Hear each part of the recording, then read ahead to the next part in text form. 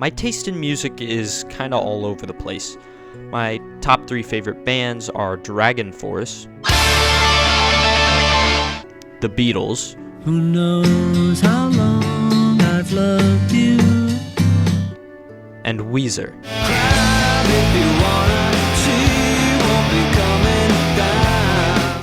In this particular video, I want to discuss my favorite Weezer album, released in 1996, their second studio album, Pinkerton.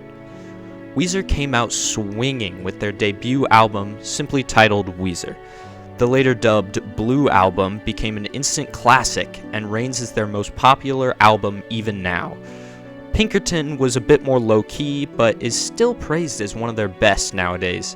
But Pinkerton's themes of personal hardship, heavily inspired by Rivers Cuomo's struggles with loneliness and the rock lifestyle, really set the album apart from any of Weezer's catalog and rock as a whole. It's not afraid to tap into Cuomo's darker side as he began to reflect and develop his songwriting into a more visceral and tragic style and tone.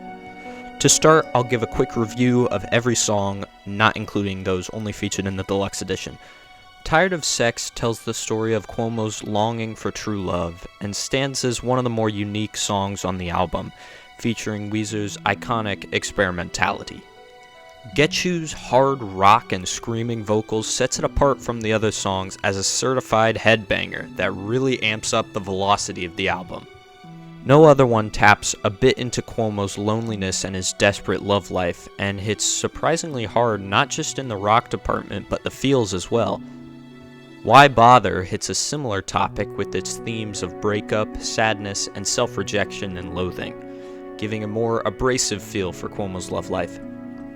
Across the Sea is based on a letter Cuomo received from a fan in Japan, whom he fell in love with, and epitomizes the essence of why I love this album so much, with its rugged vocals, quiet mixed with harsh instrumentals, and an incredibly personal yet touching story of depression and longing. The Good Life talks about Cuomo's frustration with the direction his life was headed and his goals during his time alone at Harvard, and is up there with Get You as one of the harder rocking songs. El Scorcho is about Cuomo's shyness towards a specific woman he couldn't bring himself to go talk to, expertly mixing experimental elements with Weezer's classic riffs and guitar. Pink Triangle is a silly concept turned into a stroke of musical genius, as it is easily the best song instrumentally. Falling for You is chaotic and frantic, further highlighting Cuomo's opinion on his own love life. Finally, Butterfly is a somber, quiet finish to a conclusively great lineup of songs. It's also important to note that in the deluxe edition of Pinkerton, there's a couple other bonus songs alongside the main lineup. And honestly, I think most of these songs hold up pretty well to the others. Particularly Devotion and Longtime Sunshine are some of my favorite in the entire album. Now on to the more general topic of the album, starting with the lyrics. The lyrics in Pinkerton are infamous for their interesting implications. I've seen a fair bit of criticism on Across the Sea in particular, but pretty much all the songs for their creepy lyrics, and yeah, I totally agree that the lyrics are super weird, but I disagree with the idea of criticizing that fact. It's supposed to be weird and awkward and honestly a little gross. The dark side, the part of our brain that comes up with intrusive thoughts or ideas that we would never share with the world. Cuomo shares it here. The lyrics are unfiltered and visceral, showing the emotion and personality within the album. They're incredibly brave and invoke the desperation, longing, and honest misery Cuomo experienced during this period in his life. While most other artists would rather paint themselves in a better light or display themselves as the morally upstanding one, Cuomo does the exact opposite, not straying from his flaws and fully embracing his feelings as they are, good or quote-unquote bad. The instrumentals featured in Pinkerton are a bizarre blip into the future for Weezer, as the surrounding albums, Blue Album, Green Album, and Maladroit, deal much more in heavier metal and rock. And while Pinkerton is no stranger to banger riffs and the experimental rock and metal instrumentals their earlier albums are known for, It's definitely a bit softer in some of its songs, a trait Weezer would later develop further down the line in songs like Burnt Jam, Grapes of Wrath, and A Little Bit of Love.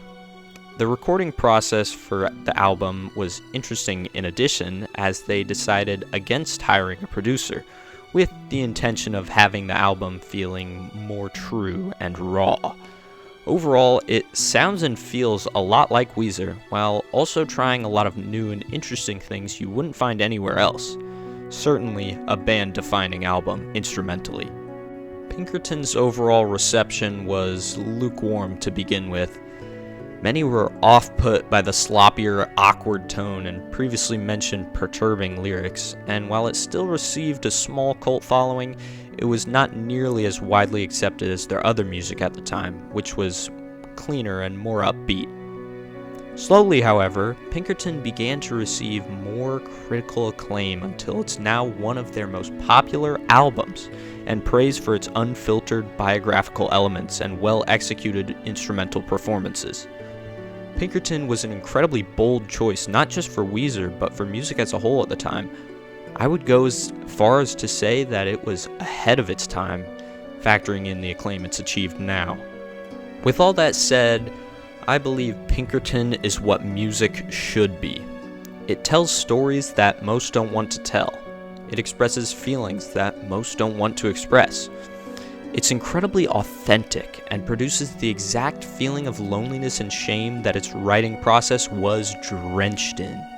It's a brutally honest and unfiltered reflection on the artist's worst side that is brought forth by ingenuity and fascinating lyrical and musical experimentation and decision-making. I'm sure we've all heard enough about this album recently. I know I have, but Chromacopia shares a similar outlook on its artist's thoughts and feelings, and expresses them thoroughly. There's still even more I could talk about with Pinkerton, such as the story of its title, based on the character B.F. Pinkerton from the opera Madama Butterfly. Sadly, due to the mixed critical acclaim the album received on release, Rivers strayed from the much more personal feel of the album in favor of lighter, pop songwriting. In fact, for a long time after its release, much of the band, particularly Cuomo, was embarrassed of its existence, despite the small cult following it had garnered. The Green Album, which would be released after Pinkerton, was kind of a correction of their previous mistake, returning to the Blue Album's cleaner production style. Still, Pinkerton stands as a shining example of the idea that music reflects the soul, and in my eyes has set Weezer apart as one of the greatest rock bands of all time.